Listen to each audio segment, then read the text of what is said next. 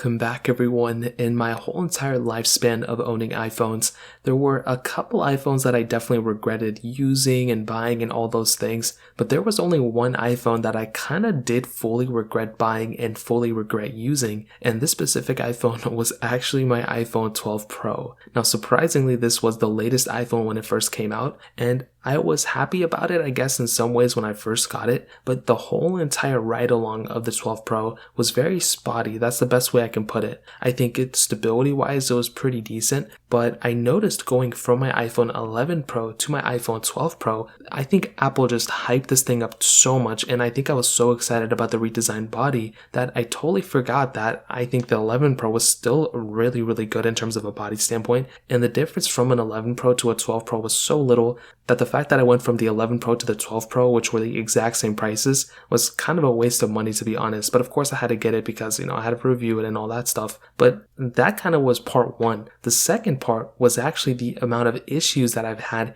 with my iPhone 12 Pro. Now, weirdly enough, when I first bought it, it was actually very stable. I wasn't expecting it to be as stable as it was. And throughout my whole entire time of owning it, I think it was fairly stable as well. I didn't really have too many crazy issues. Some random reboots here and there. Sometimes the phone would hang and I would have to go and reboot it. But the biggest issue that I have with my iPhone 12 Pro is almost on the same line as with my iPhone 7 Plus not too long ago. So my 7 Plus, I think 2-3 years ago, actually had a touchscreen issue towards the end of its life cycle, and I really didn't care. It was so not a big deal at all, but it still kind of made me feel a little weird about that phone because I could think, oh, at any moment, this phone could just fully stop working on the display, and that would pretty much be it. It was either my 7 Plus or my iPhone 6s Plus, I can't remember, and I kind of experienced that same thing with my 12 Pro, mostly because of the battery that I've been talking about. My iPhone 12 Pro battery health has gone down significantly since I first bought it. Right now, it's at 84%. To give you some perspective, my iPhone 11 Pro and even my iPhone 11, but my 11 Pro that I was using pretty much every day was my main phone that I was using at the time. I don't have a secondary phone, so it was my main phone that I used everything from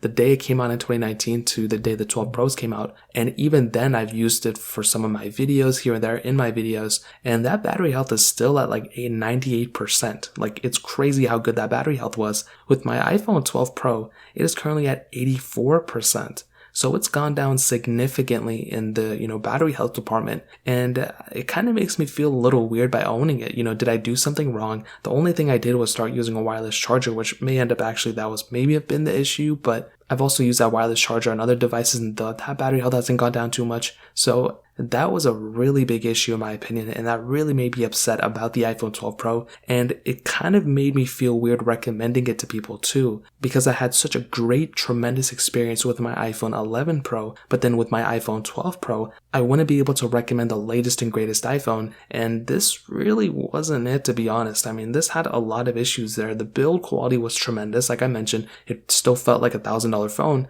even now, but with the issues that I had with the battery health, it really did kind of, sway my opinion on this specific device, not iPhones in general. My iPhone 12 is a really good phone. I like it a lot. But this 12 Pro, there's really no explanation for it in my opinion. So I guess we'll see what happens in the future. But this was really the only iPhone that I remember that I pretty much regret buying in my opinion. If you guys have any other questions or anything like that, let me know in the comment section below. Hit the like button, that'll mean so much, but definitely hit that subscribe button. More importantly than everything else, I love every single one of you guys. Hopefully I'll catch you guys in the next video. Peace out till then.